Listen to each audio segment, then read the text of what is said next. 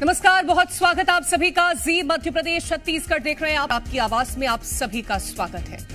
2 साल 11 महीने और 18 दिन में देश का संविधान बना था, जिसे 26 नवंबर 1949 को अपनाया गया और तब से हर साल 26 नवंबर को देश संविधान दिवस मनाता आ रहा है। आज भी देश में संविधान दिवस मनाया गया, लेकिन इस बीच संविधान पर सियासत भी खूब देखने को मिली। जहां कांग्रेस ने बीजेपी पर कई तरह के सवाल खड़े किए, तो वहीं दूसरी ओर बीजेपी ने कांग्रेस पर संविधान की हत्या करने का आरोप लगाया।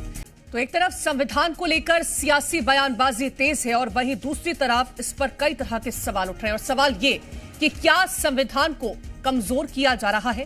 क्या दुरुपयोग करने वाले आरोपों में दम है? संवैधानिक संस्थाओं पर आखिरकार कांग्रेस को भरोसा क्यों नहीं है? और सवाल यह भी है कि संविधान को किसने बार बार तोड़ा और मरोड़ा है? और सवाल यह भी कि संविधान दिवस पर आखिरकार सियासत कौन कर रहा है? चर्चा हम करेंगे। खास मेहमान जुड़ गए हैं। घनश्याम पिरोनिया जी, पूर्व विधायक है बीजेपी के हमारे साथ जुड़ेंगे, इनसे हम चर्चा करेंगे। अपराजिता पांडे जी हमारे साथ जुड़ गए हैं, प्रवक्ता है कांग्रेस की। और तनु दीक्षित जी हमारे साथ जुड़ गए हैं, संविधान विशेषज्ञ हैं। बहुत स्वागत है तनु दीक्षित जी आपका। तनु दीक्षित जी, आज का दिन बेहद खास है क्योंकि संविधान दिवस है और संविधान दिवस के मौके पर सियासत किस तरह से देखने को मिल रही है ये आप भी बेहतर जानते हैं। कांग्रेस हो चाहे बीजेपी हो, एक दूसरे पर ये आरोप लगाते हैं कि वो संविधान विरोधी है, संविधान की हत्या की है और संविधान को अपने मन मुताबिक उसमें बदलाव किए हैं। देखिए, ऐसा नहीं है। जब संविधान बना था तब 395 आर्टिकल, 22 भाग और 8 अनुसूचियां उसके अंदर मौजूद थी। लेकिन अब धीरे धीरे जिस तरीके से संशोधन हो रहे हैं और संविधान के अंदर भी काफी सारे अमेंडमेंट, टोटल अब तक 106 अमेंडमेंट्स, 106 अमेंडमेंट्स जो है इंडियन कॉन्स्टिट्यूशन में हो चुके हैं और ऐसे कई सारे महत्वपूर्ण अमेंडमेंट्स अभी भी लंबित हैं होने के लिए। तो निरंतर हम ये कहेंगे, भारत का जो संविधान है वो पूरे विश्व का सबसे बड़ा संविधान है और इस देश की नींव, राजनीतिक परिकाष्ठा जो हम देखते हैं, इस सब कुछ इस संविधान के ऊपर ही आधारित है। संविधान का जिक्र करते हैं निश्चित रूप से निष्पक्षता के साथ, मजबूती के साथ और एक आधार स्तंभ की हम बात करते हैं। जी तनु दीक्षित जी, क्योंकि आरोप हमने जिस तरह से मैंने जिक्र किया कि आरोप ये लगते हैं कि संविधान में अपने मन मुताबिक बदलाव किए गए हैं।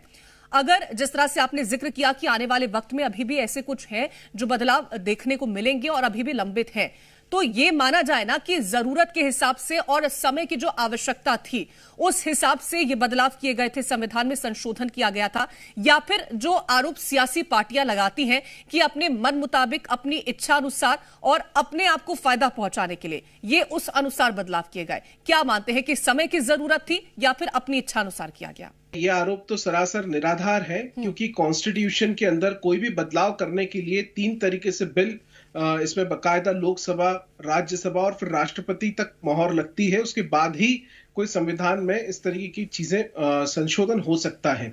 तो इतना आसान नहीं है, किसी के हिसाब से संविधान नहीं चल सकता। संविधान देश की जनता की जरूरतों के हिसाब से ही संविधान में कोई बदलाव किए जा सकते हैं। ऐसे संविधान में बदलाव या संशोधन किसी भी रूप में संभव नहीं है। जी कीर्ति जी। ठीक है। घनश्याम पिरोनिया जी हमारे साथ जुड़ गए हैं, पूर्व विधायक है बीजेपी के। ठीक है, सबको समान अधिकार मिलेगा, किसी में कोई भेदभाव नहीं होना चाहिए, ये तो लिखा है संविधान में।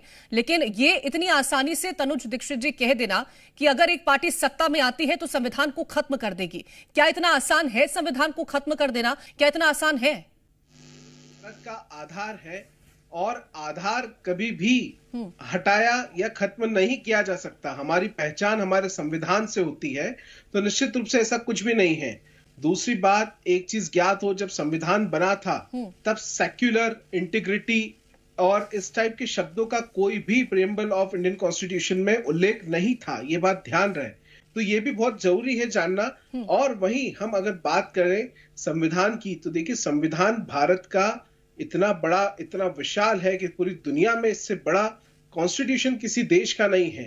1,46,000 से ज्यादा शब्दों में लिखा हुआ इंडियन कॉन्स्टिट्यूशन, ये दर्शाता है कि भारत में कानून व्यवस्था कितनी मजबूत है। ये हमारा कॉन्स्टिट्यूशन है जो हमें यह एहसास कराता है कि इस देश में लॉ एंड ऑर्डर, हम जो फ्रीली लाइफ जी पा रहे हैं, इसमें बहुत बड़ा योगदान हमारे अच्छे इंडियन कॉन्स्टिट्यूशन का भी है।